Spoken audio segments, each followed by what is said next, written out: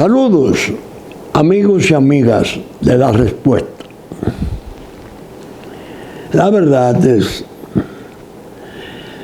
que uno termina por fascinarse cuando pasa por experiencias agradables a mis años y poderla disfrutar.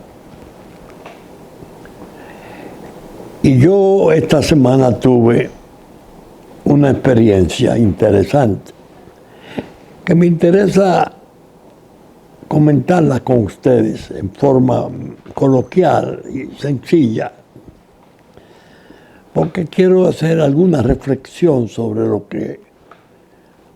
que pude sentir cuando presencié lo que voy a relatar. El jueves fui a renovar mi pasaporte.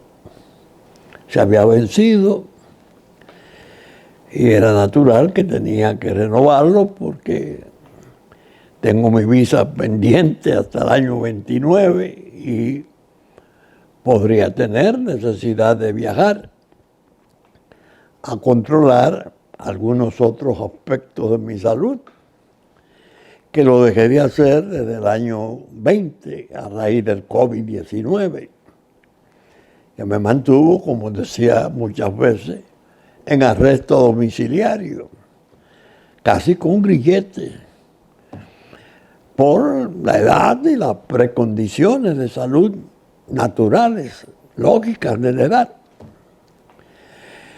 Y la verdad que mi experiencia fue muy agradable.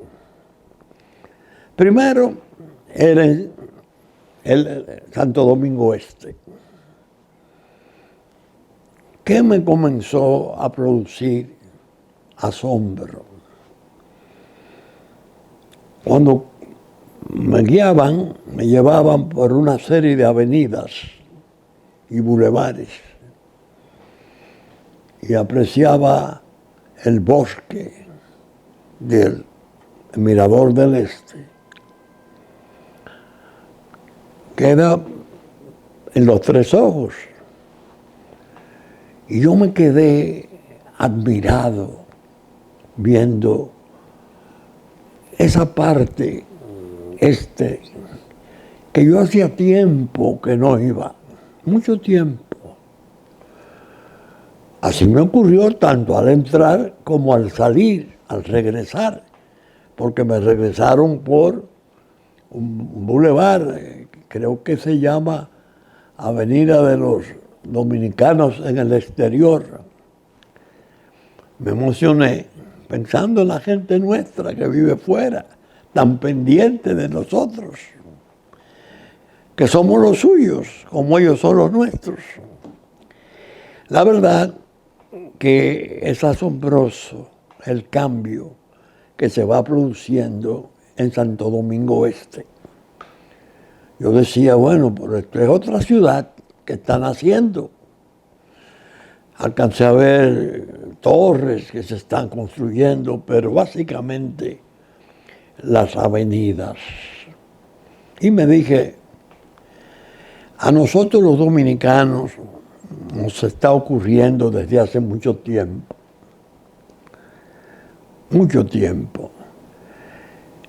que no conocemos las cosas que tenemos. Entonces estamos bajo fuego de un pesimismo deliberado, maquinado, que nos imponen. Bueno, aquí no hay nada que hacer, esto está una ruina. Y la gente se queda perpleja y yo pienso que hasta lo llega a creer. Y de regreso yo comentaba con quienes me acompañaban, mis nietos, en el automóvil. Debieran de desarrollarse programas de turismo interno. Ojalá la Dirección de Turismo acogiera una idea parecida. comunidades, por ejemplo el Distrito Nacional, poblado densamente, se puede asegurar que un 60, un 70, tal vez un 80% no tiene conciencia de lo que está produciendo en el Santo Domingo Este. No hablo del norte, ni hablo del oeste porque no he estado, tanto que voy a animarme a dar una vuelta. Pero este que queda hacia el mar, que termina en la Avenida España, el Faro, en los Mameyes, es increíble. El dominicano, decía, tiene esa tara. De pueblo a pueblo incluso yo compruebo casi siempre que no se está desarrollando el conocimiento entre nuestros pueblos. Yo me reía porque en la semana uno de mis hijos y 2 nietos estuvieron en La Vega en una audiencia penal. Y un tercero que es muy joven, nieto, muy brillante, no conocía La Vega. Y vino fascinado con La Vega. Él no tenía una idea de que La Vega era eso. Pero así ocurre con Santiago, así ocurre con Puerto Plata, así ocurre con muchas de las poblaciones del sur. En el este ni hablar. Entonces, la idea es que la población nuestra, bajo el fuego de ese pesimismo maligno, dirigido con propósitos desvergonzados, peligrosos, deprimirnos, para hacernos desgaritar, porque nos necesitan, vaciarnos, porque necesitan llenarnos de ilegales. Ocurre que la población vive en su hábitat, oye hablar de los periódicos, se reciben las noticias ordinariamente de las cosas terribles. Mataron una joven, atracaron otra, desaparecido un joven, y le crea incluso a las comunidades cierto sentimiento de inseguridad. Y debe de hacerse un trabajo bien meticuloso sobre eso. Organizar tours de jóvenes, de escuelas, de cosas para conocer su país. Tenemos cosas increíblemente interesantes y bellas. Si no tienen conciencia de lo que es su país, porque viven en un pueblo, pero no conocen los demás. Es peligroso. En cambio, si se les lleva, si se les explica la historia de los pueblos, óigame, eso va cambiando, porque el sujeto de cualquier edad, especialmente los jóvenes, van desarrollando conciencia. Espérate, este es mi país.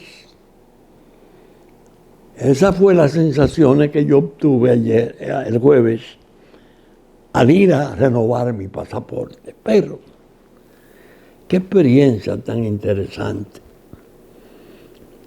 Vi una dependencia del gobierno que es tan sensitiva, tan importante, como la dirección de pasaporte en .gov Parque del Este.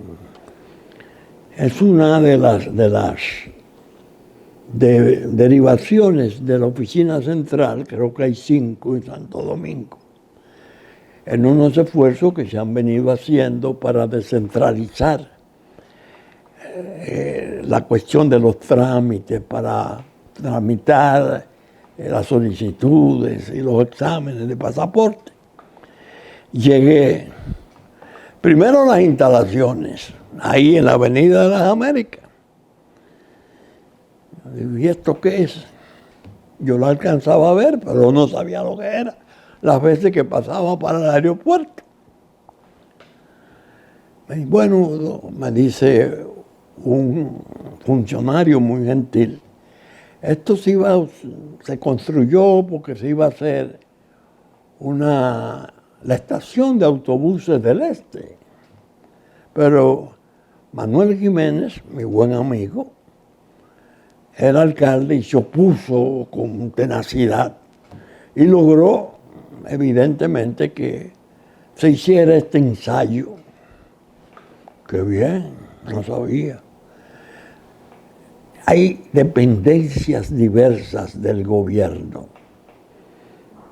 En su segunda planta es una edificación de acero, larga, clara, se podría decir bella, porque tiene todo el panorama de frente. Tiene el bosque del Parque Mirador del Este. Y la idea es que me puse a ver, mientras aguardaba la tramitación, que es una tramitación meticulosa. Hay que hacer una serie de pruebas, de firmas, de huellas dactilares, es decir, para comprobar la legitimidad del documento, que es tan sensitiva. Y miraba así la cantidad de jóvenes de ambos sexos, los jóvenes y las jóvenes, que estaban trabajando ahí. Parecía un counter de esos de aeropuertos internacionales importantes, con una disciplina y una disposición gestual. Mirándola así, yo decía, Dios mío, uno oye tantas bajezas, tantas durezas, que a veces tienen razón sobre cualquier actividad pública. Pero yo le decía a un amigo, con el vicio ocurre que es muy veloz, es un competidor olímpico.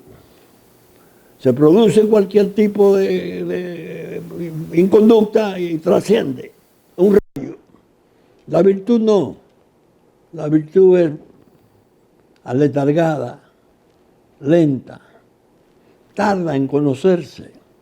Y eso daña los medios sociales. No, eso es un desastre, porque ahí se hace esto, todo, pero no se advierten las cosas positivas que se están haciendo. Y el país no las conoce. Creo que hay un programa importante para el desarrollo del pasaporte electrónico, porque es un documento siempre sujeto a peligros internacionales graves. En todas partes del mundo se confronta el problema y nosotros lo tenemos desde hace tiempo. Pero parece que están empeñados en hacer reajustes y rectificaciones importantes. Pero me refiero a la virtud, no a las críticas negativas que descalifican al pueblo nuestro. Yo le hacía una anécdota ayer a dos jóvenes muy gentiles con las cuales conversé. Y la voy a repetir aquí, porque va a ser el tema de una reminiscencia. Cuando yo ejercía la profesión de abogado, que era abogado de los tribunales de la República, no jurista, por suerte, abogado de los tribunales de la República, representaba una casa comercial importantísima en un litigio con una firma internacional muy importante de California, que tenía la representación, la empresa nacional, y la había inobservado y la había desconocido. No tenemos una ley para proteger a los representantes intereses internacionales. El asunto era fuerte, fuerte, y duró, que yo lo comencé como abogado, y mis hijos, Juárez y Pelegrín, estudiaban en la universidad. Y lo terminó a lo largo de muchos años mi hijo Juárez. Pero yo estuve en las primeras experiencias. Y esta la quiero contar, porque quiero hacer un gráfico de lo que voy a tratar de pedir hoy. Era en el local de la Corte de Apelación, del antiguo, creo que sigue todavía allí. Está el Palacio de la Suprema Corte de Justicia y la Corte en el antiguo Palacio de Justicia del Centro de los Héroes. Llegaron 3 abogados norteamericanos a ver a los defensores del interés de su empresa. Y vi un cuarto que era como el observador, un auxiliar. Señores, las cosas que ocurren, uno no se las explica. Era un palacio de justicia que venía del tiempo de la feria, del tiempo de Trujillo, pero sus muebles, muy bien, muebles creo que de caoba, ¿no? Muy fuerte. Cuando se van a sentar los 4 norteamericanos en un banco, allá del lado de la parte demandada, señores, yo no había visto eso. Se desintegró el banco. Se cayeron, pero todo se desprendió. No fue que se zafó una pata, no, se cayó. Una cosa increíble. La Corte entonces tenía un presidente muy importante, muy severo, muy justo, muy serio. Puso el orden porque hubo risas y bueno, la pobre gente pasó. Al cabo de un tiempo, el que vino acompañándole volvió a unas negociaciones que se querían hacer y me contó esto. ¿Usted recuerda cuando vinimos con los abogados? Entre ellos había 2 de una firma norteamericana importantísima, de fama nacional en Estados Unidos. Esa noche, nosotros en el hotel de embajador comentábamos, caramba, cuando se produjo lo de esta mañana, el playazo, nosotros nos dijimos, esto es una tribu, esto es el sumum del atraso, esto es una tribu. Sin embargo, cuando oímos el informativo testimonial y la corte trabajando, cambiamos de opinión. Nos dimos cuenta que estábamos ante una corte de la República y nos reíamos en la noche. ¿Qué indica esto? Y yo se lo vivo sugiriendo a los jueces nuestros. Son muy jóvenes, no conozco ninguno propiamente.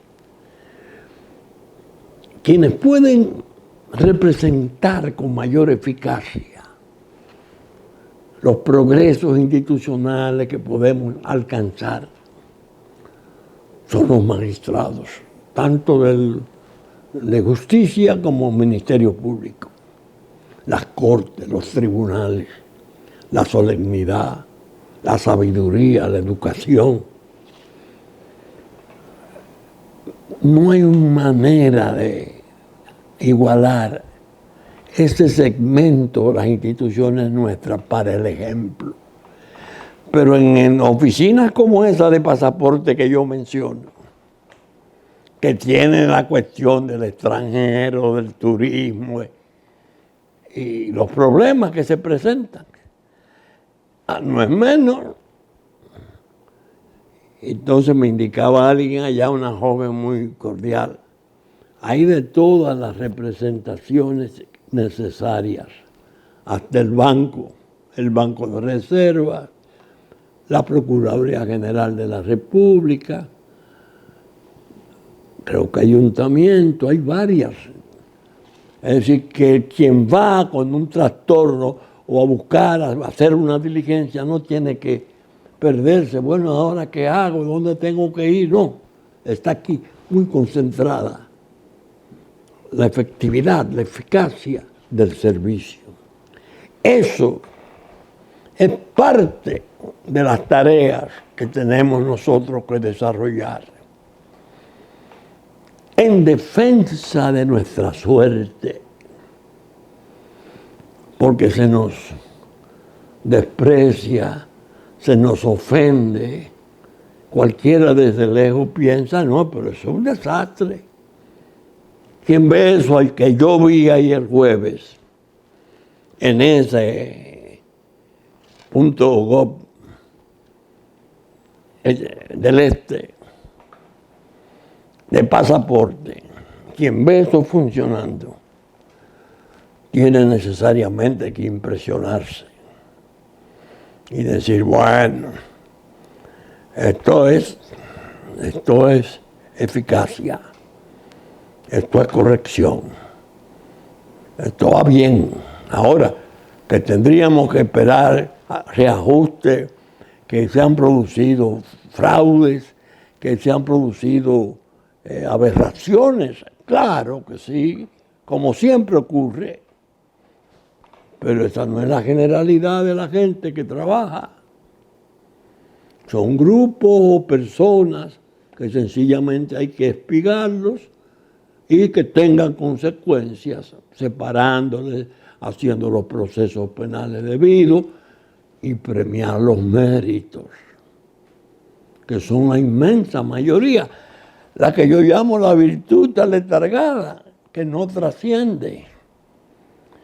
De manera que quise hacer estas reflexiones como una manera de transmitirle a ustedes de este modo cómo son las necesidades nuestras para no perder la autoestima, para no desencantarnos de nosotros mismos.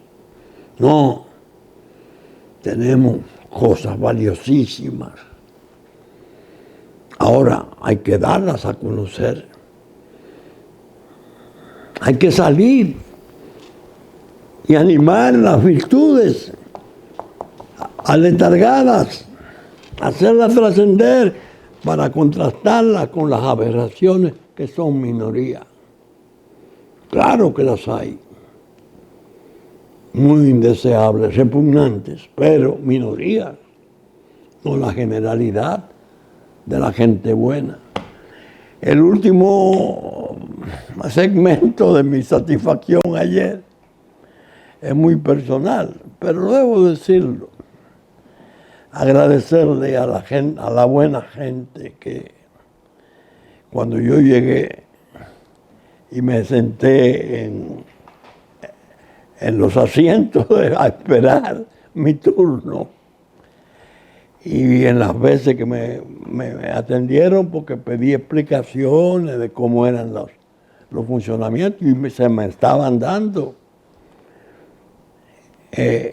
La gente, la buena gente del pueblo que estaba ahí,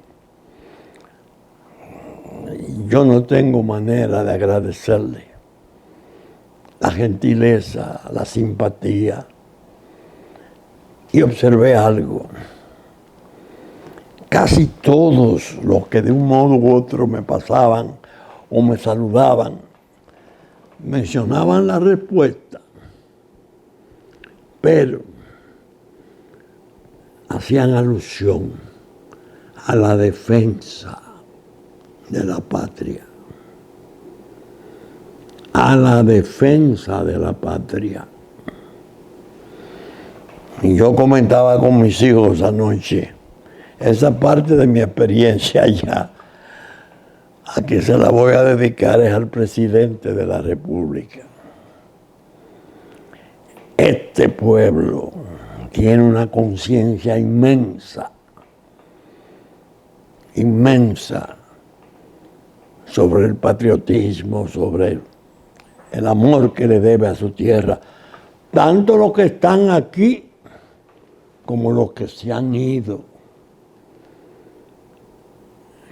Que como decía aquella cantante famosa nuestra, me fui pero no me quedé, me fui pero no me fui.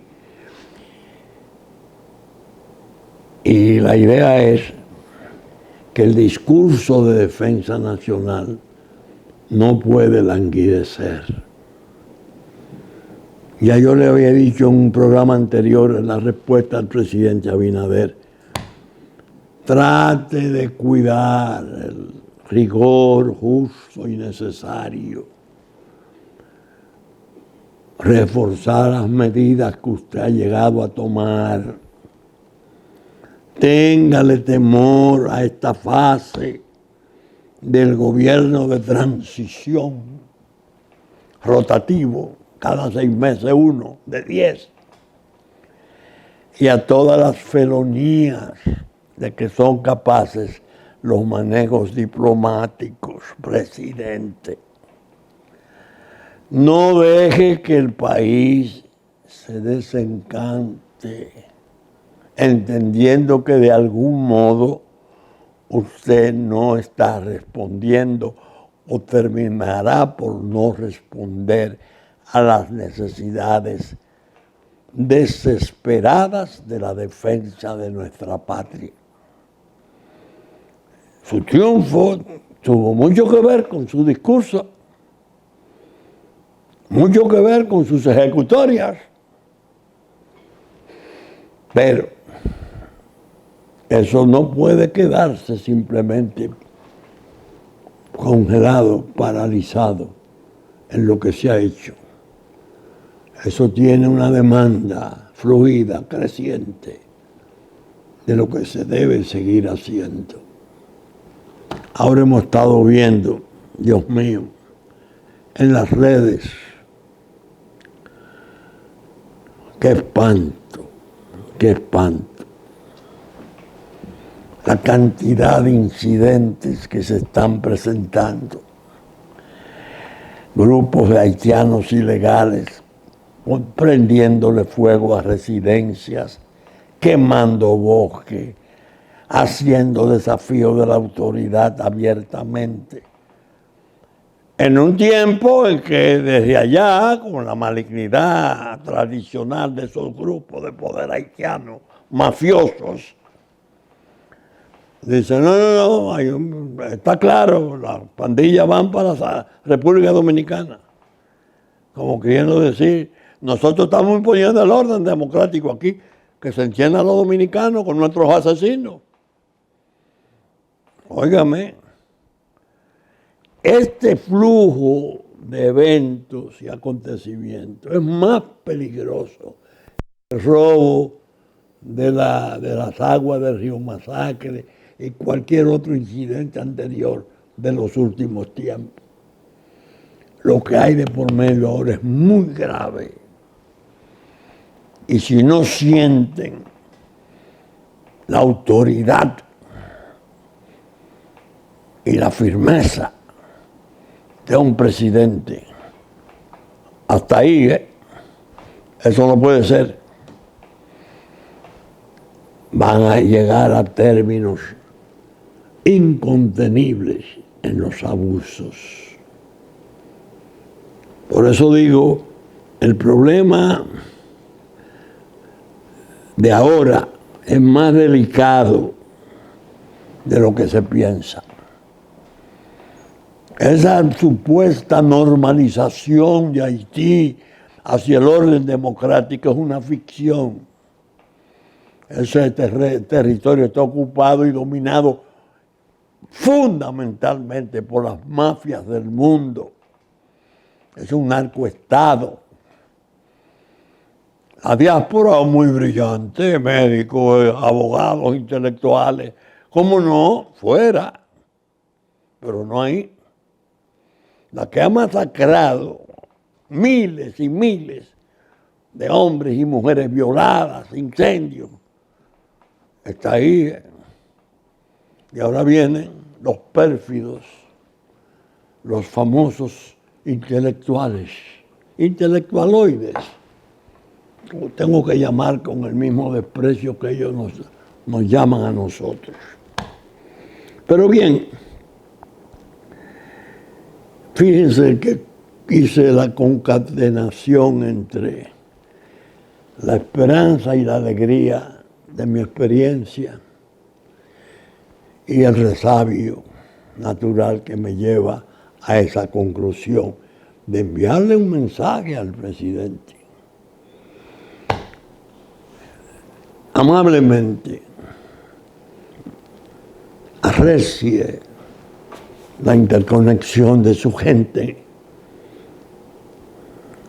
haga giras, promueva giras, encuentros, como antes, en un tiempo, entre los pueblos, que fraternicen, para que tengan la idea de qué se trata, con qué se cuenta. No nos dejemos pulverizar, fragmentarnos, porque nos van a evaporar. Ahora bien, en la semana yo escribí la pregunta y como les he dicho tantas veces, cada miércoles sale un aporte en blog de redes en el cual muchos de los temas que trato aquí o los fortalezco o me adelanto para que le sirvan de umbral a este programa. Una natural interrelación entre ambos, lo escrito en la pregunta, lo verbal en la respuesta. Uno de apenas 7 años, la otra naturalmente ya muy adulta, de 40 y tantos años. Escribí sobre Venezuela, una vez más. Y el título llamó la atención de mucha gente. Dice el título, ¿chavismo o madurismo es lo que existe? Chávez murió 2 veces. A algunos amigos le ha llamado la atención la audacia, entienden, del título. En el fondo lo que quise hacer con eso es probar la sinceridad y la coherencia, según prometí, de este programa frente a ese gravísimo trastorno de Venezuela. Y he iniciado algo que creo que va a ser satisfactorio, al menos para mí. Comencé a escribir desde el año 92 sobre el tema de Chávez y Venezuela. Hasta el 17. Pero eran en periódicos amigos, tanto el Listín como el propio Caribe. Entonces ahora estoy utilizando un método que explico. Lo estoy poniendo en la pregunta. Puse el primero. La Venezuela bipolar. Seleccioné 7 diríamos quizás 30, como una manera de incorporarlo a la edición posible que se hará de la pregunta. En el índice de la pregunta sobre el tema Venezuela, Chávez, Maduro, todo cuanto está de por medio. Lo lógico es que figure en la pregunta, no en artículos diversos ya considerablemente olvidados o perdidos. Por ejemplo, el que aparece esta semana es el del 2002, hace 22 años. ¿Y qué digo yo ahí? Explico. Presidente Chávez, reflexione con un problema que había muy grave en el 2002. Y yo explicaba, y los problemas de la ideología, que era una compañera de ruta peligrosa, la influencia de Castro, que lo abrumó. Evidentemente Castro era una fuerza de la naturaleza, era un liderato que en realidad tenía escala mundial. El propio presidente Allende de Chile, en cierto modo resultó afectado con esa potencia del liderato de Castro. Hizo una visita de Estado y se pasó un mes allá. Un mes visitándolo todo y viéndolo todo. Y eso alimentó enormemente la conspiración militar. Y aquel ejército que tenía tradición y fama de respeto a la autoridad civil del gobierno, terminó con toda la violencia que vimos encabezada por Pinochet. Con Chávez, evidentemente, la compañía fue excitante y Chávez cometió errores, no hay duda, pero siempre destacando, especialmente el referéndum que propuso porque quería cambiar el sistema al socialismo, pero consultando al pueblo, y perdió por medio punto el referéndum. Y 10 horas después estaba reconociendo su derrota. Espérese, Chávez, todo ese sufrimiento de la parte del pueblo venezolano que agoniza en el extranjero, que son millones, que es una locura de los que mandan allí. Chávez no lo hubiese tolerado, ni propiciado, evidentemente. Aunque estuviera no en la piedra Fidel Castro, aunque hubiese estado vivo. Pero era un revolucionario, no hay duda alguna, nacionalista, panamericanista. Porque el ideal de él era Bolívar y la gran nación, y yo digo como dice una de las frases del himno venezolano, América toda existe en nación. Era su obsesión, ¿eh? Por eso lo vimos. Con nosotros fue extraordinariamente generoso y amoroso. Nos protegió, nos dio el apoyo, y gracias a ese apoyo hubo paz social y política aquí por años. Yo no lo eché al zafacón, porque ahora tumba sus estatuas y todo el mundo lo demoniza, lo sataniza y...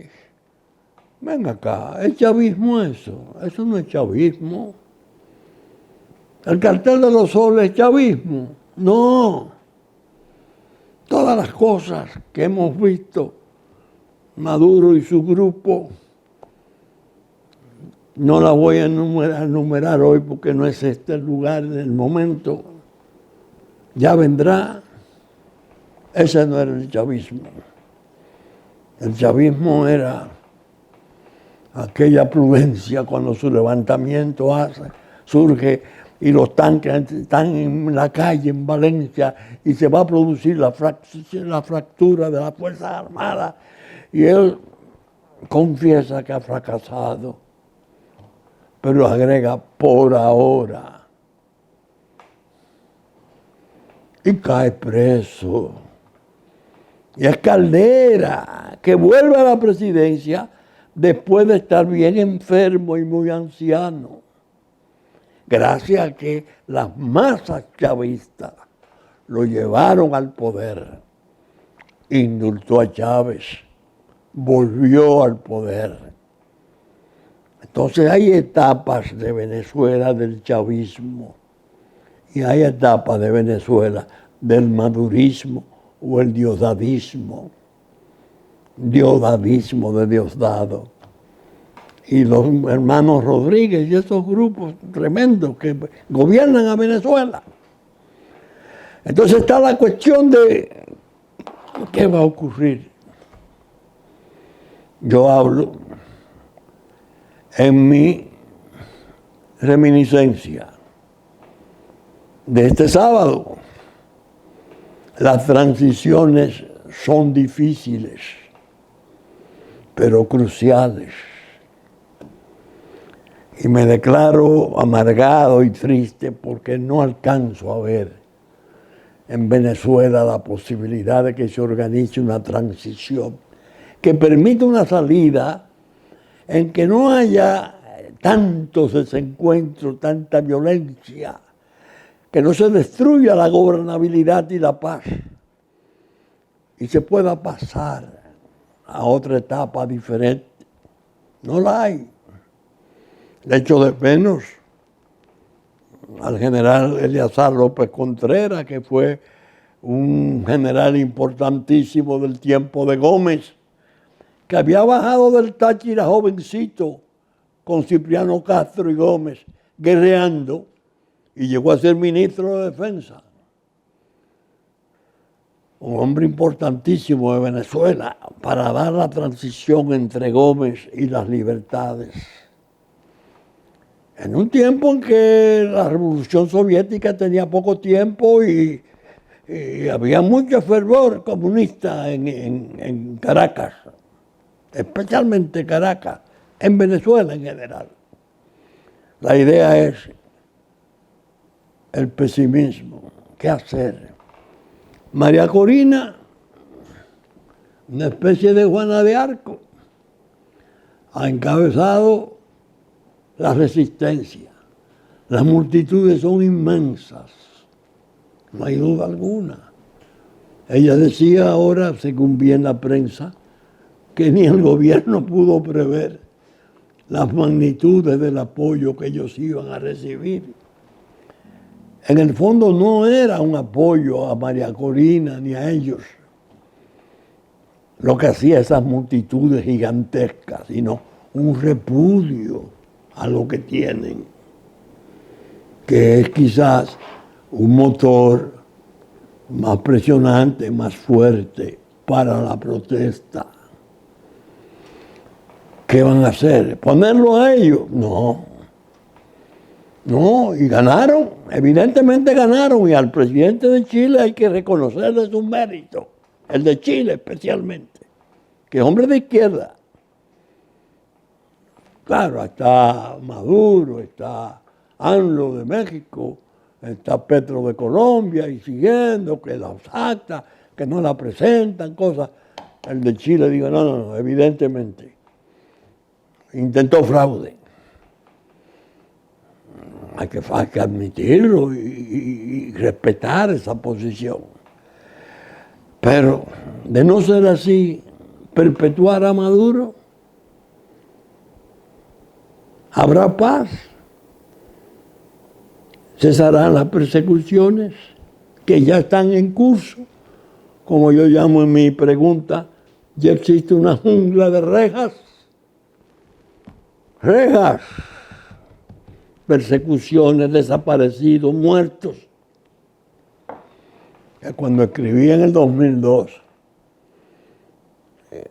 y en el 2013, cuando murió Chávez, hacía aquella alusión. Ni una lágrima, ni una gota de sangre, ni una reja.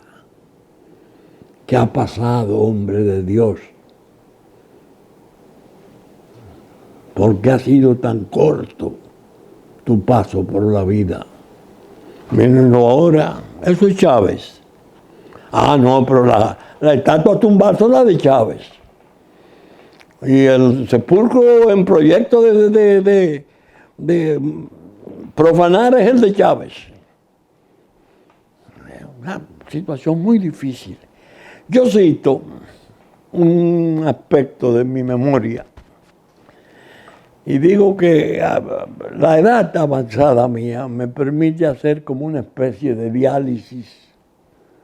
La edad hace la diálisis en la memoria y como que va depurando los recuerdos de los hechos. Y ahora con los líos de las transiciones, yo pensé en las nuestras, el 61, aquel poder inmenso, aquellas Fuerzas Armadas responsabilizadas de todo el horror de 30 años de durezas. Se esperaba el gran desastre. El pueblo reaccionó, las multitudes inmensas se tiraron a la calle. Bueno, el presidente que quedaba era Joaquín Balaguer, encargado de la transición. Entonces recordaba una mañana de diciembre del 61, Nicolás Pichardo, médico eminentísimo dominicano, que descansa en paz, de mi familia, por cierto, va a mi casa y me dice, porque teníamos relación, porque había cosas que tratar del sector de oposición que se valía de él con el mando militar del general Echavarría. Y yo era una especie de vehículo para viabilizar esto. Me dice, parece que se va a producir algo positivo, pero no me dijo qué. Me llamó don Polibio Díaz, que en paz descanse. Me dice, mira, el presidente quiere que tú estés esta tarde en Palacio. Voy, tenía 30 años, era un muchacho. Y le pregunto a don Polibio, ¿y esto qué es? Dice, no, ya verás. Efectivamente, en la tercera planta, presidente Balaguer, llegó don Rafael Bonelli, que había sido rector de la universidad, mi profesor de Derecho Civil, maravilloso.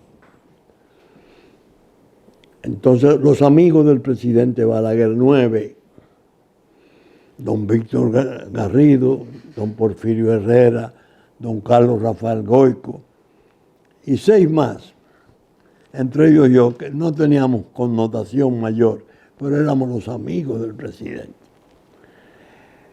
El presidente explica que él quiere oír al licenciado Bonelli en presencia de sus amigos. El licenciado Bonelli explica que la oposición está en un estado de fervor muy alto, peligroso, que se pueden desbordar aún más las masas y perderse el control y que podrían venir fuerzas oscuras. Bueno, un caos si se mantenía Balaguer en el poder. Le dan la palabra a don Víctor Garrido, que en paz descanse. Ay Dios, ya hombre de edad, pero con una energía enorme. Fello, tú sabes que nosotros hemos sido gente decente. Y comenzó a explicar, podemos asegurar paso a las libertades. Y don Porfirio Herrera era uno del Senado y otro, eran los dos que estaban en el Senado. Dios mío, yo era el encargado de la Secretaría de Trabajo. Ya estaba. Y don Porfirio apoya la posición de don Víctor. Negado. Le dicen, pero Fello, si tú dices que está por explotar un caos y ustedes no son capaces de controlarlo, ¿por qué lo vamos nosotros a ceder? Don Carlos Rafael Goico vino. Y digo, no, que de todos modos había que tener cuidado, la prudencia, muy bien expuesto todo. Eran príncipes de la palabra. El presidente Balaguer me ve a mí, muchacho, ¿y usted qué opina, doctor Castillo, que es el más joven? Yo me fui por el lado del Carlos Rafael Goico, que había que buscar una salida porque el tranque podía ser quizás más delicado. Ya había pasado el 19 de noviembre y no se dividieron las Fuerzas Armadas de milagro. Bueno, el caso es que se creó el Consejo de Estado, Balaguer estaría como presidente hasta el 27 de febrero y ahí renunciaría. Y de ahí en adelante el Consejo de Estado seguiría. En enero 16 vino la tragedia. Aparecieron las intrigas, a Balaguer no se le puede dejar ir a la casa por sus pies, hay que sacarlo del poder, y se fomentó la protesta del Parque Independencia y una orden misteriosa salió para mandar los tanques de la Fuerza Aérea y 4 muertos y un desastre. Pareció frustrarse la transición, no, el resto del Consejo de Estado la hizo. Pero Juan Bosch sale electo, 7 meses después derrocado. 65, guerra civil, intervención extranjera. Turbaciones que se pudieron haber evitado si se hubiese dejado a aquel hombre ir a su casa por sus pies. El golpe de Estado casi seguro iba a resultar imposible. No se hizo. Como ustedes verán y podrán oír, estoy dializando mi memoria. Y le voy a traer en mi programa algunos de los artículos que escribí y compartirlo con ustedes, porque no me quiero perder en el remolino de los hechos que están en curso. Peligrosísimos porque tienen características regionales delicadísimas, que uno no sabe hasta dónde pueden escalar. Bien, saben ustedes que estamos saliendo por Supercanal a las 11 de la mañana de domingo en nuestra versión central, canales 33 de Claro, 3 del cable, que asimismo a las 11 de la mañana de domingo, Teleimpacto a las 12 y a las 9 de la noche de domingo reproduce nuestro contenido y que estaremos en YouTube a partir de las 12 del mediodía. Esperamos estar con ustedes el próximo fin de semana en una nueva entrega de La Respuesta, su respuesta. Muchas gracias y hasta entonces.